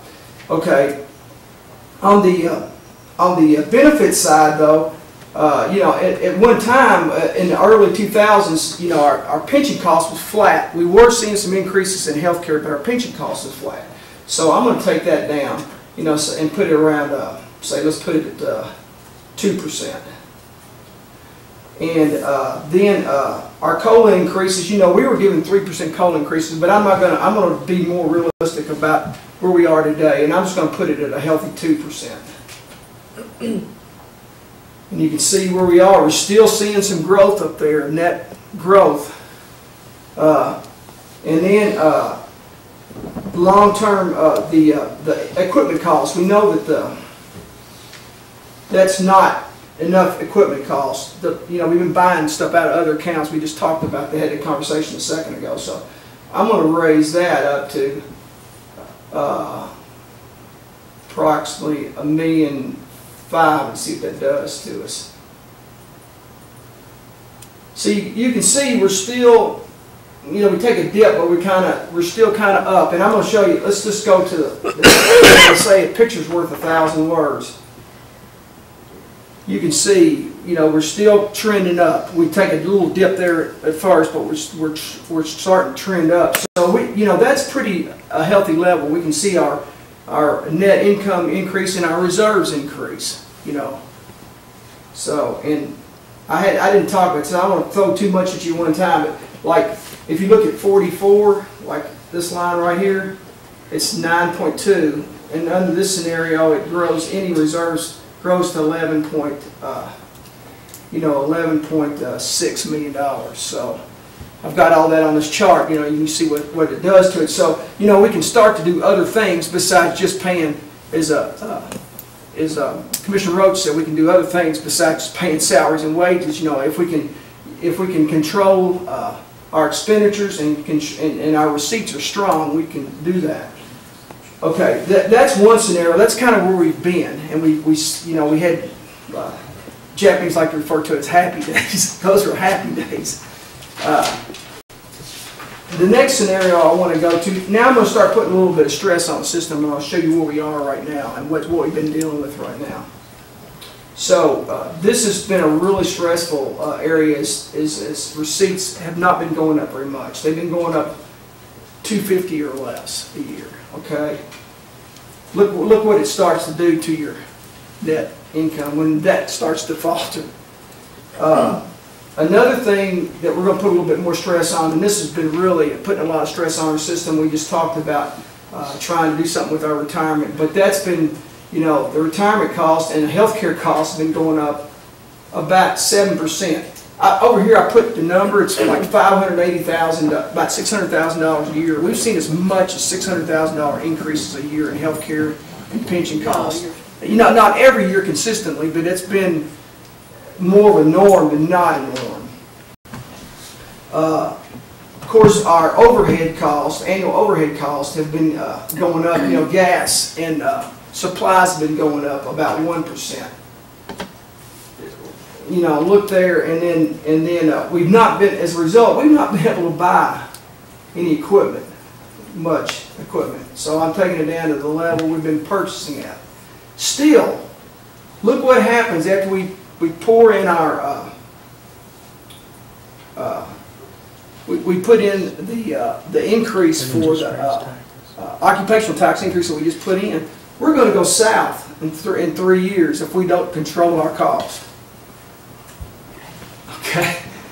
I don't want to preach to you guys, but that's what we're looking at. Now, I'm going to put a little more stress on the system, and then I'm going to say, okay, well, you know, we want to try to give, hold on a second, I'm going to take this down a little bit. I didn't realize that was up. Well, one thing, you know, we want to try to give you know, some kind of nominal increase for our employees. So I'll lay it at 1%. But we know that $600,000 for equipment costs is just not enough. You know, we can't buy the equipment that we need to operate, you know, the city. So if we take that up, you see what kind of stress it's putting on things. Then you're going south in 2 years. You're starting to go south again. If we don't control our benefit cost, you know. So now, let's see what happens if, you know, that we just supported that, we're talking about supporting what the state's going to do with our pension cost. If we can flatten that out, because we've seen as much as $300,000 increases in our pension cost. So let's see what happens if we can take that down. So I'm going to shoot for a low target, but, you know, to the C. Let's see what. So I'm just going to shoot for 2% right now. So, you know, that means that we're only getting an increase in cost for health care, maybe $159,000 or $160,000 a year. And, you know, and we need to work on that as well. You know, we've got to work on that factor. You know, and so look what that does. We start, you know, it starts to turn things around. So we're only going south after like 3 years. The trend looks like that. Okay. If, for example, let's see. I'm going to. One thing we need to consider, you know, is our labor costs. You know, it has such a 70% of our labor costs, or 70% of our cost is labor. So it has a really strong impact on us. So if we can get some labor efficiencies, let's just see what kind of change around we have if we do some labor costs, you know, efficiencies or reductions. So, you know, one employee a year, basically it's throwing the employees, if you were able to reduce, like, for example, one employee a year citywide or in the general fund, you know, look what it starts to do. Look what just one employee, you know, then, you know, you're starting to get toward a break-even point quicker. You're still on a downward trend though. Look, it's just still down. See, so we got to attack it stronger than that. So, you know, so what if we, let's say we take it to 1%? That's 3 employees per year. Look what happens.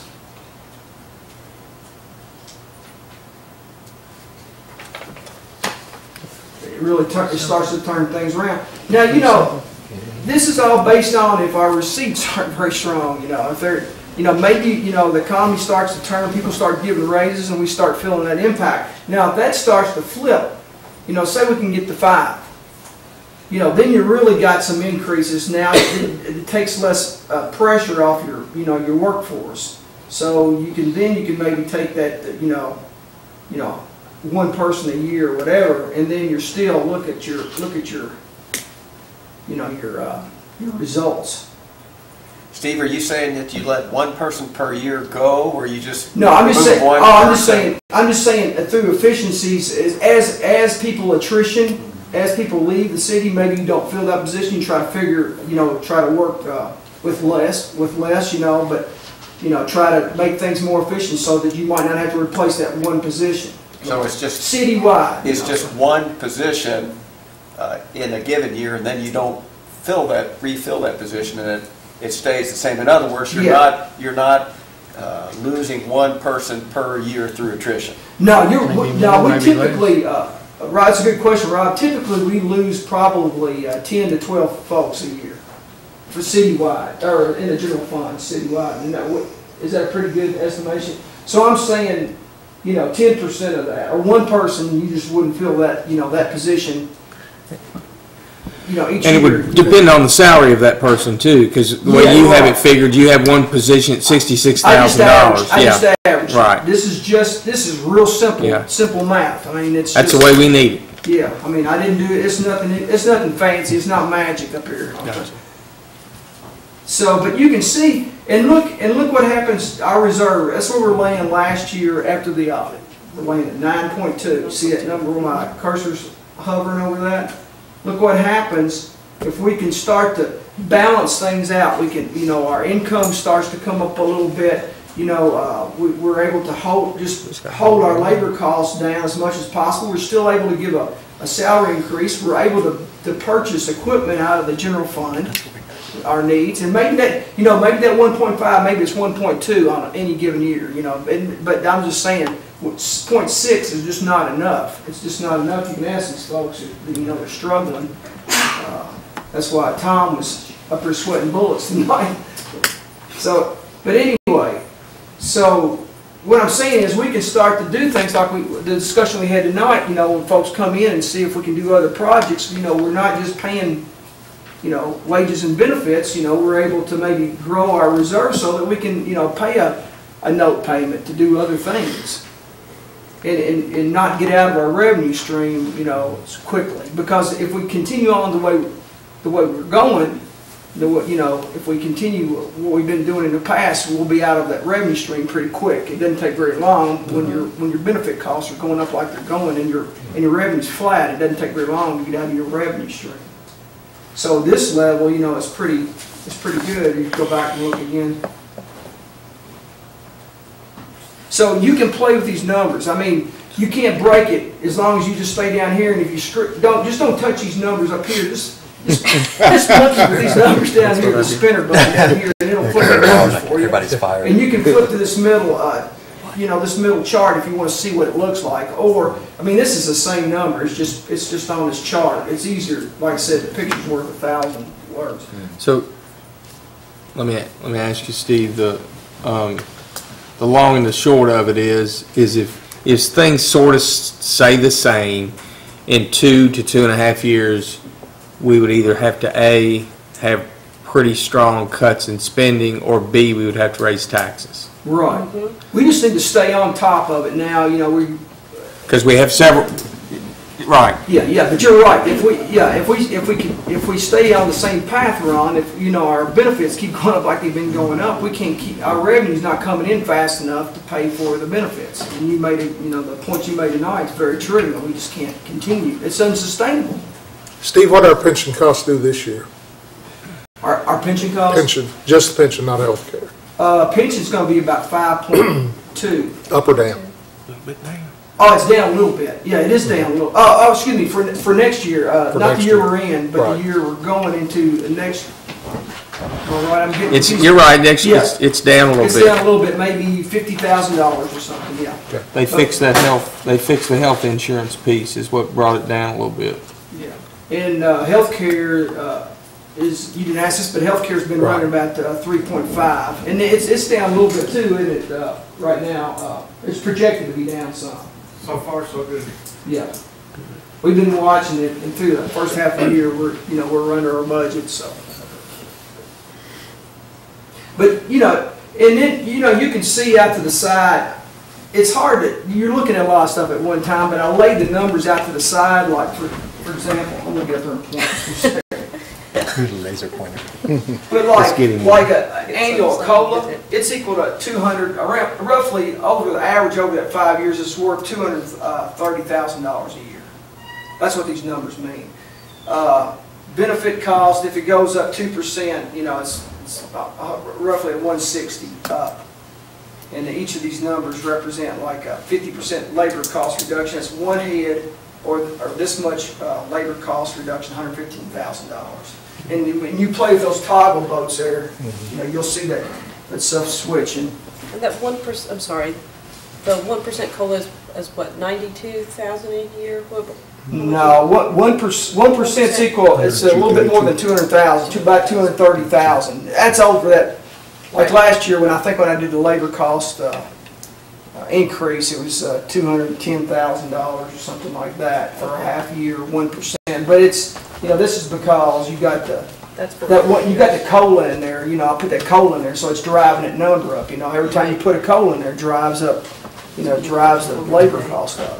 And so is the board will recall at our planning session that I think I made mention that some of these numbers, are going to have some effects. So this will be a good planning tool for you. Goes right along with what we're doing. Yeah, I think it's a good tool for you guys. 360 employees. How many employees total do we have? Well, look, I got all this stuff kind of on the sheet. So, if you go citywide, you're right. But for general fund, we're laying about here right now. And so, see, I don't know if you noticed when I started messing with that number there, it started pulling that line down. Thank you. And then that's got your part-time and it's got your seasonal on there too. It's got a lot of information. I mean, it's not perfect, and we'll have to keep tweaking this, but this might be a good tool just to keep tweaking, and y'all can use it. That's great. Like one thing Commissioner Roach was talking about earlier is, trying to drive down labor as a cost of total cost or total revenue. I did it both ways, but it's just hard. It's hard to impact that. You're still, even though if you take one person out, you're still not driving it factor down. Even if you say let's say we're able to take we'll raise this up. Say you take 2% out of here. That's 5 people a year. That's pretty heavy. But if you do that through efficiencies or whatever, I'm not talking about, again, Rob made a good point. I'm not talking about layoffs or anything like that. I'm just talking about through attrition. I'm just talking about when folks retire, if you don't hire back. But look, you can't hardly make a dent in those, getting down to 65. It may not be realistic. Now, it is as a percent of your revenue, but as a percent of your total cost, you can't get it. You can't hardly get it down there. Because, the other costs aren't going up. They're staying pretty flat. So you take it down, if the other costs were going up, you're driving the other cost up. You're basically offsetting the other costs. Yeah. You drive the other cost. Let's see. I just want to see something. Well, I don't think I can drive it up anymore. No, that won't do. It would depend on how well you could do with the benefit costs. Yeah. Overhead. Let's drive. Well, the overhead's so small they won't even do it either. Well, I drove it down a little bit.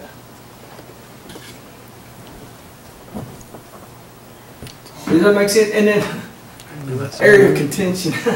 I put the transfers. They're included in there. When I say income, it's got those transfers from Bill's. Bill's got a good heart, good kind heart. By He's giving us $300,000 a year. That's right. And then it's got the E911 in there. It's got that in there as well. So when I say income, that's including those transfers. But anyway, you've got pretty much everything at a glance. This is a high level look down at where we are, not looking at each detailed sheet, budget sheet.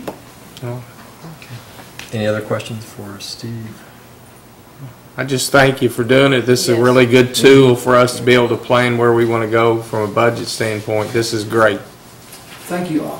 Thank you, Steve. If you all have any questions at all, let me know and I'll work with you and I'll sort. It's okay. I don't think we really need it, but Well, I appreciate you showing it to us because I'm glad I didn't go in and try to change some of those other numbers. That toggle belt might help you. They say don't touch the dial, but in this case you want to touch the dial, don't touch the numbers. Okay, thank you so much. Juleson, did you have a report? No, sir. All right, did I hit everybody except for Bill? Yeah, I think so. So we're ready to move to the next agenda item. Okay, next item is sewer department update.